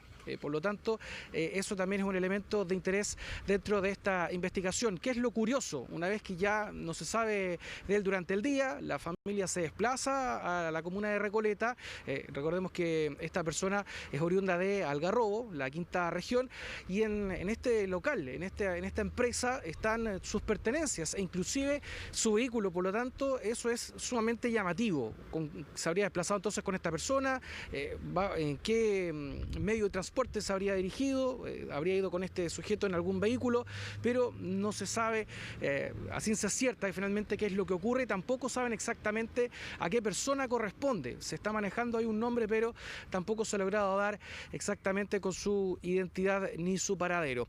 Hasta este momento hay mucha angustia, lógicamente, de parte de la familia, puesto que no se saben noticias acerca de su ubicación, y es por esa razón que ellos creen, considerando algunos elementos, que podría haber sido secuestrado. Eso al menos la teoría, la hipótesis que maneja la familia. Vamos a escuchar qué es lo que ha señalado su hermana específicamente y quién es la que sostiene esta línea sobre qué es lo que pudo haber ocurrido con el paradero de su hermano. Lo que nosotros sospechamos en primera instancia es que esto es un secuestro de la forma que desaparece mi hermano, ya que él venía de un viaje de Algarrobo a Santiago a hacer una transacción de dinero porque él es un empresario de carne y aquí se tenía que hacer la transacción en vía transferencia y el cliente le pagó en efectivo, que fue el tamaño error que pudo haber hecho porque desde ahí se le pierde la pista a mi hermano. ¿Cuánto dinero era? 30 millones de pesos. ¿Y él recibe ese dinero y lo va a depositar? Él recibe el dinero, lo va a depositar, pero no llega al banco a hacer la transacción. Era Banco de Chile, ciudad empresarial, donde él comúnmente hace las transacciones.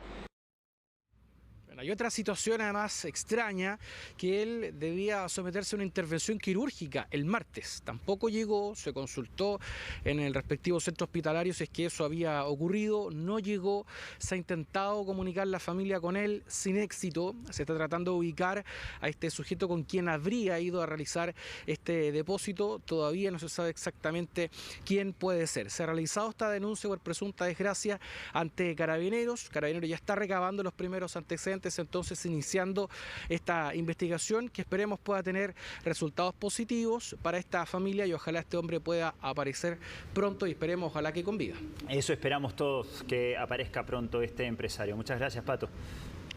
Bueno. La Fiscalía está investigando una violenta agresión que sufrió una mujer por parte de un hombre. Esto ocurre en plena vía pública en Antofagasta. Bueno, pero lo más llamativo e insostenible, la verdad, es que nadie hizo nada, nadie intervino en esta situación para poder auxiliar a la víctima.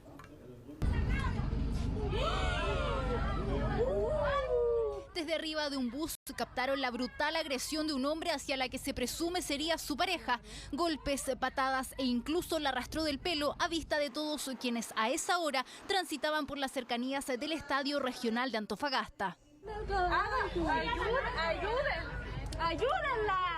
Quienes iban en el bus suplicaron por ayuda, pero quienes estaban presenciando directamente esta agresión no hicieron nada para proteger a la mujer, pese a que el hombre estaba con un niño en sus brazos. Y es que al encontrarse ante este tipo de situaciones en la calle, muchos no saben cómo actuar. Por supuesto, llamar, no sé, a Carabineros, hacer alguna cosa, ayudar. Es lo que hay que hacer, somos mujeres. Yo que no sería capaz de dejar así una situación tan lamentable como esa. Yo soy súper temerosa de todas formas, me asusta mucho eso, generalmente tiendo a escapar, me asusta, pero buscaría ayuda con la policía. ¿Por qué cuesta tanto intervenir en situaciones como estas? Según los expertos, muchas veces cuando las personas se enfrentan a una situación inesperada o amenazante, pueden reaccionar con temor y eso inhibe la conducta o frena el actuar. Es una respuesta más bien comprensible. Quizás algunas personas pueden entender que tomar registro de esa situación puede ser protector para la víctima, pero además en el momento lo ideal sería actuar presencialmente y ofrecer ayuda a la víctima más que enfrentar al agresor. Y es que no intervenir ante este tipo de agresiones no solo aumenta el riesgo de la víctima, ser espectador y no hacer nada por proteger a quien está siendo agredida podría incluso transformarse en un delito. Cualquier acción o omisión penada por la ley es delito, eso básicamente.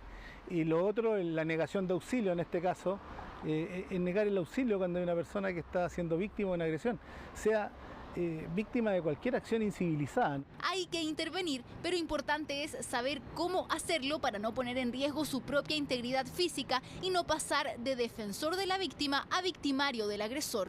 Si no estás preparado, no enfrentes. pero aquí no es el hecho de estar preparado, yo creo que increparlo, principalmente increparlo. Ahora si está armado, definitivamente llamar a la policía. Desde el Ministerio de la Mujer han intentado ubicar a la mujer agredida. Lamentablemente esto ha sido imposible. Hago un llamado a quien tenga información de ella, nos contacte a través de nuestros distintos canales para así poder llegar a tiempo. El caso es investigado por la Fiscalía de Antofagasta, pero aún no reciben denuncia alguna por esta brutal agresión.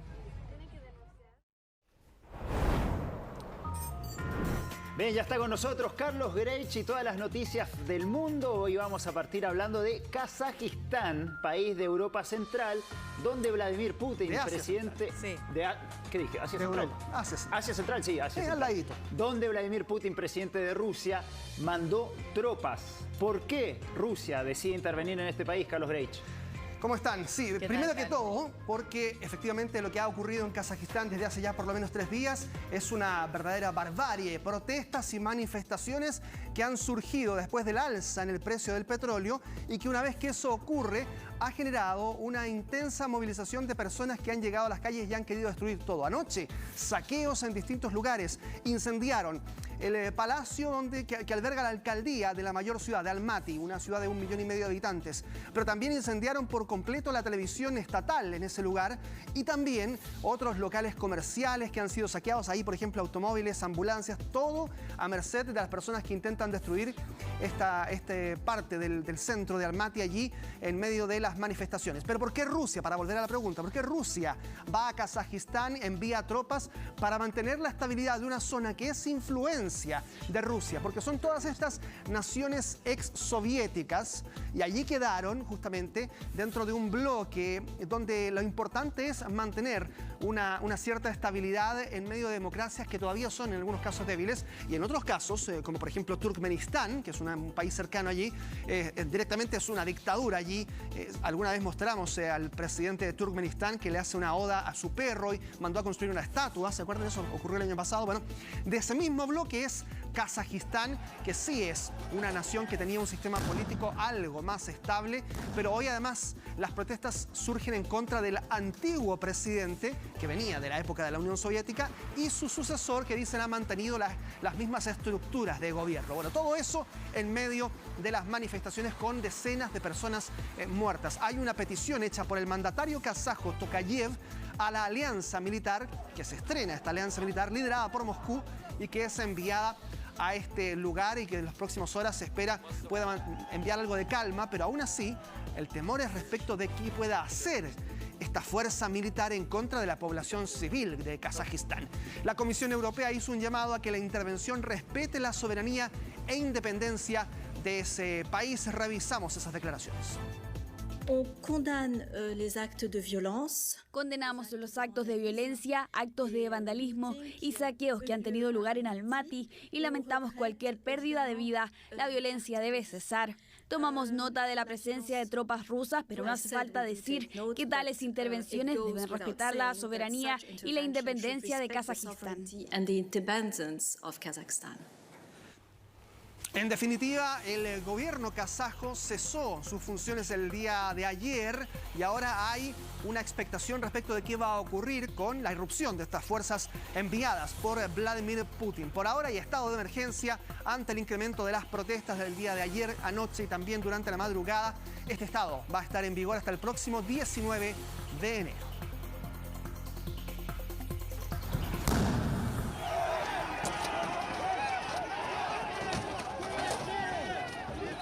Violencia desatada en Kazajistán.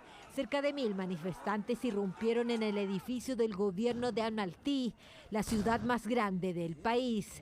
Se registraron serios enfrentamientos y además tomas de sedes administrativas y servicios.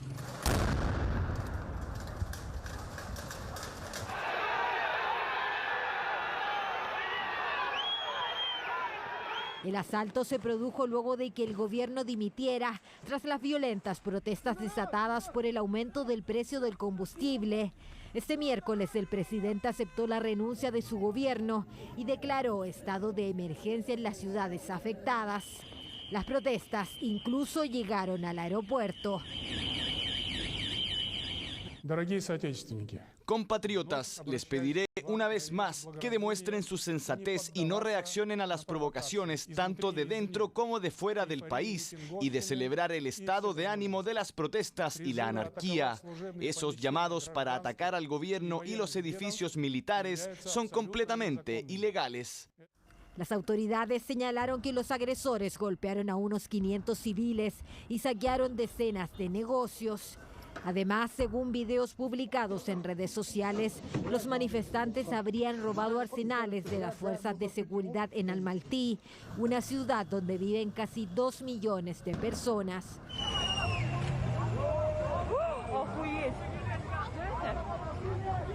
El estado de emergencia estará en vigor hasta al menos el próximo 19 de enero, mientras la prensa local reporta que los manifestantes exigen reunirse con el jefe de Estado.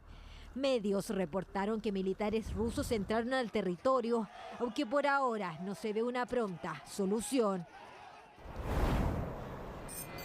Hemos estado revisando el avance de la variante Omicron en distintas partes del mundo, con cifras récord todos los días, día tras día, en Francia, en Brasil, en Argentina también, donde ayer se registraron 95.000 casos. Pero vamos a ver detenidamente lo que está pasando en Uruguay. ¿Por qué? Porque además de Chile, Uruguay es el país que lleva una tasa de vacunación más alta en Sudamérica y donde el COVID ha parecido estar bajo determinado control. Por lo tanto, la estrategia ha sido relativamente exitosa, algo comparable con lo que ocurre en nuestro país. Bueno, hay récord de contagios también en Uruguay en un día, más de 5.000 casos para una nación de 3,5 millones de habitantes. El 29 de diciembre se confirmó la llegada de la variante Omicron y desde allí ha habido récords que se han ido batiendo también. Día tras día un aumento en la positividad del 22%. El 79% de la población en Uruguay está vacunada, más del 44% está con la dosis de refuerzo. Por lo tanto, el panorama también es de atención en ese país respecto del avance de este nuevo linaje que nos tiene a todos muy atentos respecto de cuán contagiante es, ya se ha dicho, muy alto respecto de las otras variables que hemos visto en los últimos 2 años. Y este es un tema ligado con el COVID, pero que tiene que ver con una de las figuras mundiales del deporte y es Djokovic. Novak Djokovic, el número 1 del mundo. Bueno, la justicia australiana va a decidir el próximo lunes el futuro del tenista número 1 del mundo. Se le negó el ingreso a ese país. Hay una apelación que hicieron los abogados del tenista serbio. Y ahora entonces hay que esperar hasta el lunes esta audiencia para ver si es que se le da o no la entrada para defender su título en el Abierto de Australia. ¿Qué ha pasado ahora? El serbio está en cuarentena en un hotel para refugiados. Un lugar que ustedes están viendo en pantalla ha servido para que los fanáticos, los seguidores de Novak Djokovic lleguen ahí a apoyarlo.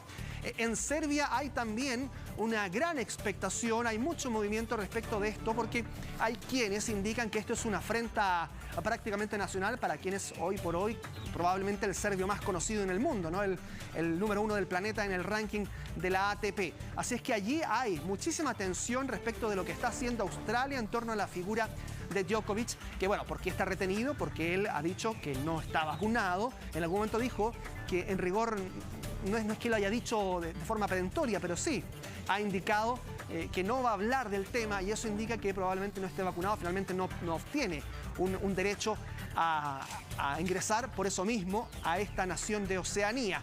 Los padres de Novak Djokovic hablaron durante la mañana, dijeron que está siendo crucificado, comparándolo, claro, con Jesucristo, ¿no? No es el primero que se compara con Jesucristo, pero sí es el más reciente. Zran Djokovic es el nombre del padre del tenista y dijo que su hijo está prisionero en malas condiciones de comida muy escasa, falta de limpieza, dice, en el hotel. Bueno, todo esto en medio de esta polémica donde el primer ministro australiano Scott Morrison dijo que definitivamente no cumple con los requisitos para recibir una exención médica que existe en Australia para entrar al país. Eventualmente se le iba a conceder esto, pero luego cuando se indicó que no estaba vacunado, finalmente no está autorizado hasta ahora, por lo menos hasta el lunes. Rules are rules. Las reglas son reglas y no hay casos especiales. Esa es la política del gobierno y han sido las políticas sólidas de protección de fronteras de nuestro gobierno y particularmente en relación con la pandemia, que han asegurado que Australia tenga una de las tasas de mortalidad más bajas de COVID en el mundo. Si no estás completamente vacunado y no eres ciudadano o residente australiano, no puedes venir. Claro, lo que se le criticaba en algún momento al gobierno australiano era que hiciese esta excepción solamente por tratarse de Novak Djokovic. Por eso es que después de eso el primer ministro australiano ha dicho no hay ningún tipo de excepción, más allá de la apelación y lo que pueda venir de aquí hasta el lunes. Por ahora se mantiene en este hotel en cuarentena encerrado Novak Djokovic. Hay algunas imágenes que han ocurrido también y se han registrado de lo que estaba ocurriendo allí al interior de este hotel en Australia, a la espera de si va o no a competir en este primer Grand Slam del año, uno de los torneos más importantes de tenis del mundo, donde también va a competir Rafael Nadal, quien tuvo algunas palabras para expresar lo que está ocurriendo en torno a la figura de uno que es su principal rival en los últimos años en el tenis, el serbio Novak Djokovic. Aquí habla Nadal. If you are vaccinated, you can play in the Australian Open and everywhere. And the world, Si tú te vacunas, puedes jugar en el Australian Open. El mundo, en mi opinión, ha sufrido mucho como para no respetar las reglas. I feel sorry for him. Lo siento por él, pero al mismo tiempo él sabe las condiciones hace mucho tiempo. Él tomó sus propias decisiones. He makes his own decision.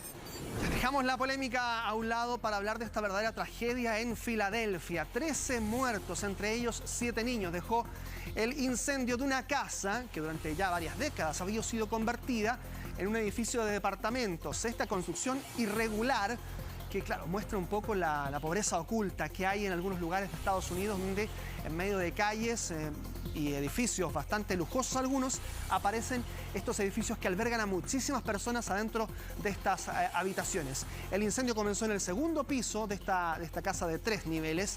Tardó 50 minutos en ser controlado, pero en esos 50 minutos las personas hacinadas, varias de ellos, quedaron absolutamente atrapadas allí en Filadelfia. Había 4 detectores de humo, dijeron los bomberos, ninguno de ellos funcionó. Pongan atención con esta historia. Un reconocido mafioso italiano desde ya varias décadas, llevaba 20 años prófugo y fue detenido gracias a una fotografía de Google Maps. Investigadores fueron navegando en esta plataforma que usted ve allí, avanza por distintas calles y se encuentra a 2 personas. Uno de ellos era muy parecido a Gioacchino Gamino, uno de los delincuentes más peligrosos y buscados por la justicia italiana, miembro de la Cosa Nostra. Claro, porque han habido diversas organizaciones criminales en el último tiempo, pero no todas ellas catalogadas como mafia. Pero la Cosa Nostra sí es uno de los grupos mafiosos más importantes de Italia. Finalmente, la fotografía de Google Maps en Madrid lleva a los investigadores a un restaurante. Y entonces se encuentran que el chef del restaurante era Gamino, este líder o ex líder de la Cosa Nostra, que ya llevaba allí trabajando como chef varios años. Llegaron hasta el lugar, hicieron el match con las imágenes de Google Maps y encontraron que era él, el mafioso, uno de los más buscados por muchos años, y ahora entonces se deberá exponer a la cadena perpetua a la que estaba condenado ya previamente. Vámonos a China para ver esta imagen. Un búfalo va a ingresar por esa puerta de plástico que ustedes ven allí e intempestivamente arremete contra una de las personas que estaba en este restaurante. Afortunadamente, lo decimos de inmediato, luego de ese impacto, hay un compañero ahí, ustedes lo ven en la esquina de la pantalla que aparece, y lo lleva a un lugar seguro. Después de eso, fue atendido por médicos y finalmente solamente resulta con algunas lesiones, pero nada de gravedad. Mientras tanto, el búfalo seguía allí varios minutos en el restaurante hasta que finalmente es capturado. Claro, lo que ocurrió es que además este búfalo iba a ser llevado al matadero. Era un búfalo en fuga de la muerte segura. Ahora va a ser cuidado por un recinto especializado. Ojalá que no llegue finalmente al destino del cual buscaba escapar. Una maravillosa historia desde Estados Unidos. Ahí está Tinsley, un perro pastor alemán que ayudó al rescate de sus dueños. Después de este accidente en el que vuelca este auto, este perro, Tinsley, viaja varios metros hasta llegar a una comisaría. Los policías lo ven y este perro empieza a ladrar insistentemente y a hacerle gestos para que lo siguieran, como la película Lassie, ¿se acuerdan o no? Bueno, ocurre tal cual, es una Lassie en la vida real, Tinsley, porque finalmente los policías se dan cuenta de que trataba de decirles algo a este perro, lo siguieron y se encontraron con el accidente, con la camioneta volcada y sus amos en estado de gravedad. Se ahorró muchos minutos entonces el perro en tratamiento porque rápidamente llega la ambulancia, rescata a las personas y los ayuda a salir del automóvil. Un verdadero héroe de la vida real, este perro Tinsley, el pastor alemán en Estados Unidos, en New Hampshire. Esta historia fantástica. Imágenes ahora de Madrid de los Reyes Magos que volvieron después de un 2021 en el que tuvieron que suspender el desfile presencial. Claro, intensa lluvia porque estamos en invierno en el hemisferio norte y ahí está.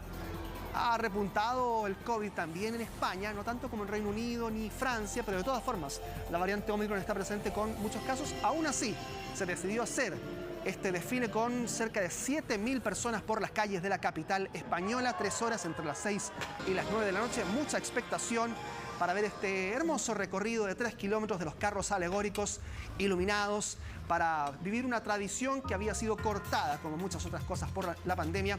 Y esperemos que pueda volver el próximo año también, como muchas otras manifestaciones. Sí, y algunos, creo que en España, se entregan los regalos el 6, por lo mismo, porque como en el fondo ahí es cuando llegan estas ofrendas de los Reyes Magos. Así sí, hay varias naciones que celebran con especial dedicación el Día de Reyes el 6. Claro, algunos niños patudos quieren doble. Sí. No. El viejito Pascuero y los Reyes Magos.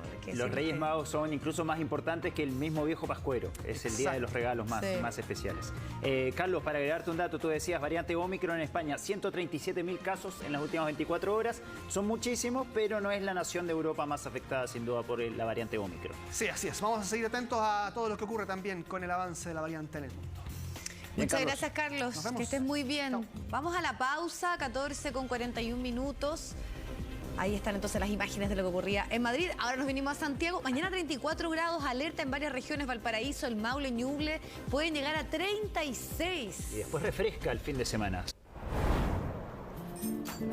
Ya estamos de regreso de esta pausa y Eduardo Sáenz nos va a contar de las temperaturas de mañana, 34, pero no quiero seguir pecando de centralista porque sé que en la región del Maule y el Ñuble va a estar más complejo todavía. Así es. ¿Cómo están, chiquillos? Se nos viene mucho calor. Sí. Solamente quiero que me den 10 segunditos porque se nos despide uno de los grandes profesores, uno de los grandes precursores de la meteorología en Chile, don Humberto Fuenzalía, que acaba de fallecer, y le quiero mandar un tremendo saludo a toda la Universidad de Chile, a todas las facultades de geofísica, justamente en estos momentos, en donde todos los meteorólogos que algo tenemos de él, le mandamos un tremendo saludo en este momento que se despide nuestro planeta. Chiquillos, bueno, ahora viendo lo que tanto le gustaba a nuestro profe Humberto Fuenzalía, el calor, la ola de calor, o más bien dicho, el golpe de calor que tenemos mañana en los valles centrales, auspiciado netamente por esta nubosidad costera, la vaguada costera, que está en pleno desarrollo y que ya empieza a calentar, no solamente acá en el Valle Central, donde las temperaturas han estado bastante moderadas, pero virando hacia el sur ya van camino en el Maule hacia los 33 grados y que para mañana, como bien decía Vivi, esta zona va a recibir un calorazo con temperaturas que podrían pasar fácilmente los 36 grados. Así que si mañana en Santiago estamos esperando 34, en el resto hasta 36, 37 grados sin ningún problema. Así que se nos viene mucho calor. Y ahora, en el norte, ya comenzaron las tormentas eléctricas. De hecho, tenemos una imagen del satélite. Vamos a hacer un zoom justamente mostrando lo que tenemos, señor director. Píncheme la otra lámina porque ya se están formando, al menos la cordillera Parinacota, Tarapacá, y que empiezan a desplazarse hacia los valles o al sector precordillerano de la región de Arica, Parinacota. Ahí está. Esos puntitos de colores son las tormentas eléctricas que ya están presentes en estos momentos y que nos van a acompañar incluso hasta sectores de la cordillera de Antofagasta. Putre, Lago Chungará probablemente va a estar ahí con harta actividad durante esta jornada. Les tengo que compartir un pequeño datito. Universidad Bernardo O'Higgins, acreditada por 4 años y adscrita a gratuidad. Fíjense que este año la institución fue número 1 de Chile en índice de postulación. La Universidad Bernardo O'Higgins, admisión 2022, postula a la UBO, tu primera opción. Conoce sus facultades, carreras vespertinas y programas Advance en www.ubo.cl. ¿Y Santiago? ¿Qué pasa en el centro? Cielo completamente despejado y empiezan a aparecer estas nubes en la cordillera que otra vez nos van a acompañar, pero solamente van a hacer un adorno nomás en esta ocasión, preparando ya el calor que se nos viene mañana. Porque en el norte, ya se los decía, en el norte tenemos actividad cordillerana que nos va a acompañar gran parte de la jornada y que va a mantener rayas temperatura. Ahí tenemos, en todo caso, Putre, 13 grados la temperatura máxima, no 31, 13 va a ser la temperatura máxima en esta jornada donde las precipitaciones van avanzando. El litoral con algunas nubes, esperamos máximas del orden de 18 en Valparaíso, que está despejado, pero tenemos también nubes hacia San Antonio que nos van a acompañar el resto del día, mientras que las temperaturas arriba de 30, valles centrales. Ahí tenemos Talca, que sería el punto más alto de esta jornada, 33, 34 grados podrían ser en Cauquenes, pero ahí está el mayor calor, despejado también hasta la región de los ríos, incluso los lagos, pero ya desde Coyhaique hacia el sur aparecen las nubes, 25 grados ahí que está marcado y apenas 18, 17 grados en Punta Arenas.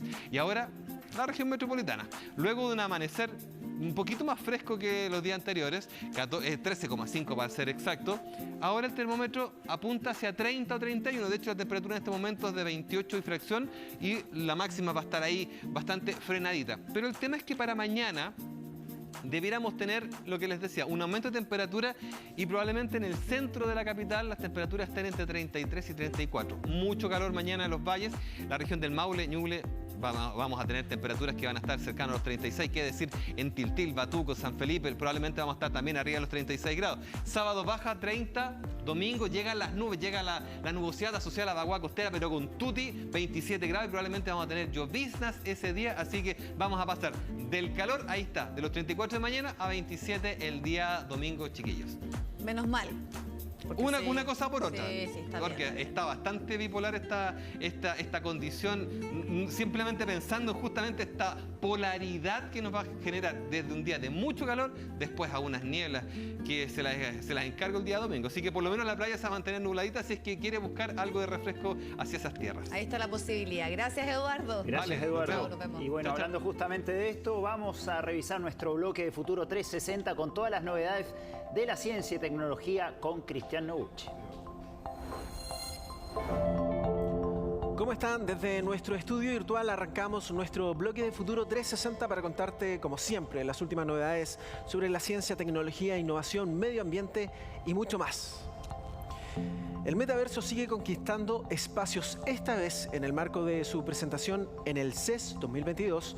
Desde la compañía Nvidia dieron a conocer el lanzamiento oficial de su plataforma Omniverse, un espacio de colaboración y simulación en tiempo real que busca facilitar el trabajo en acciones y aplicaciones 3D. Ahí artistas, diseñadores y creadores pueden correr aplicaciones en este entorno para crear assets, escenas 3D, elementos y lo que puedan imaginar para sus revolucionarios proyectos. La beta de Omniverse tiene ya casi un año corriendo, con algunos pocos usuarios selectos, pero ahora, en el marco de esta Feria Tecnológica Internacional, la empresa ha abierto el acceso con el lanzamiento del sitio web oficial de esta innovadora plataforma.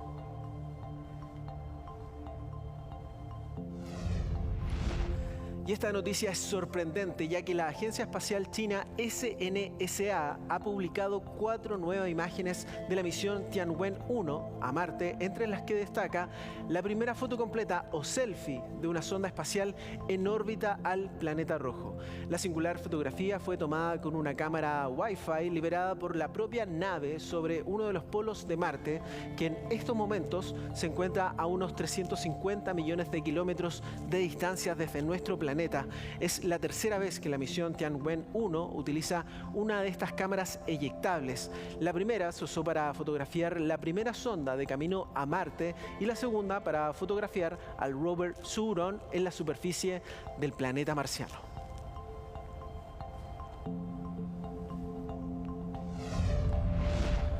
La colaboración es clave para el desarrollo de la humanidad y de la sociedad. ¿Quiénes serán los expositores que nos acompañarán en la segunda jornada de Congreso Futuro que arranca, ojo, este 17 de enero? Lo revisamos a continuación.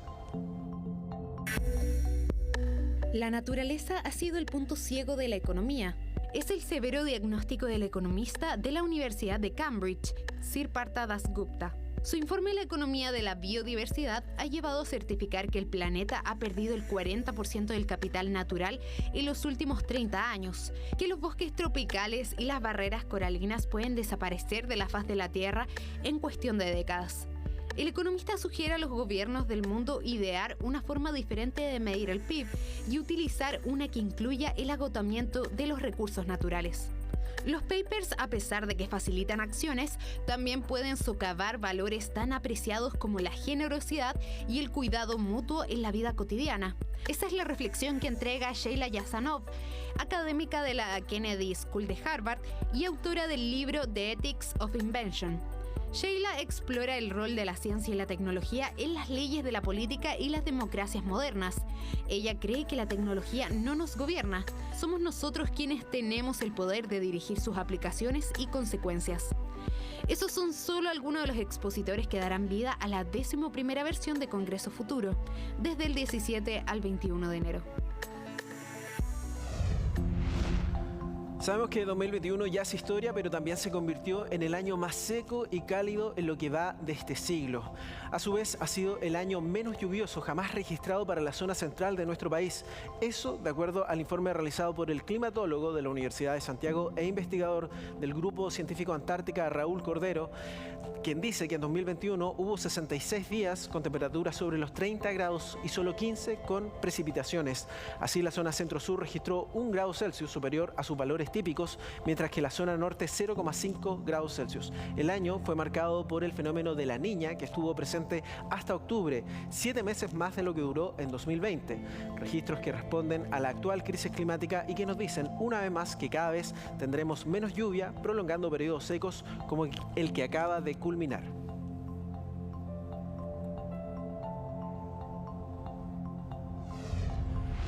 Con esta importante información culminamos nuestro bloque de Futuro 360 como siempre, invitándote a revisar todas nuestras plataformas digitales y también nuestro portal futuro360.com.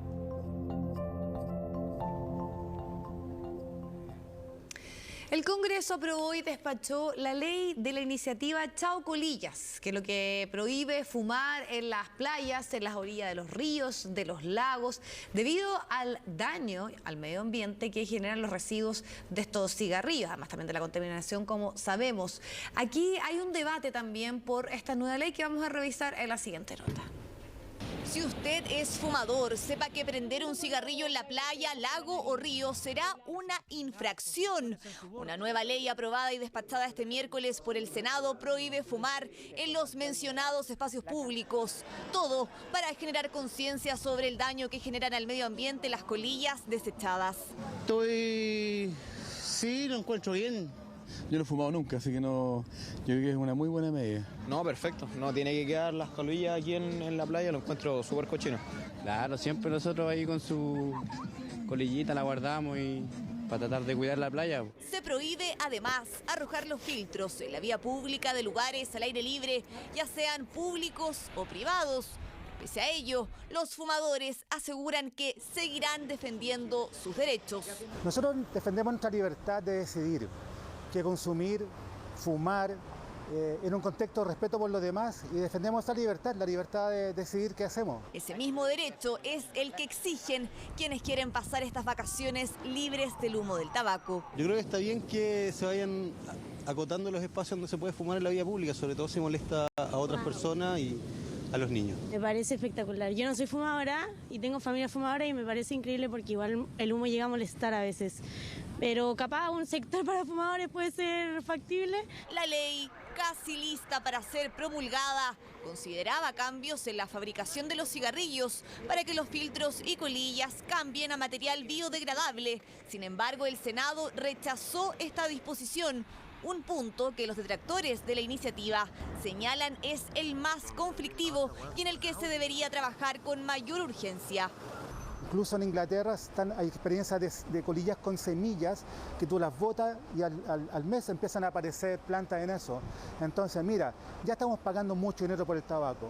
Que parte de esos impuestos se vayan a un producto cuya colilla sea de mejor calidad. A partir de ahora, lugares como establecimientos de educación superior, aeropuertos, teatros y cines, centros de atención abiertos a público en general y supermercados, entre otros, deberán instalar ceniceros, contenedores o receptáculos para las colillas. Recordemos que una colilla, y se ha repetido mucho, tiene más de 7.000 compuestos químicos, muchos de ellos son cancerígenos.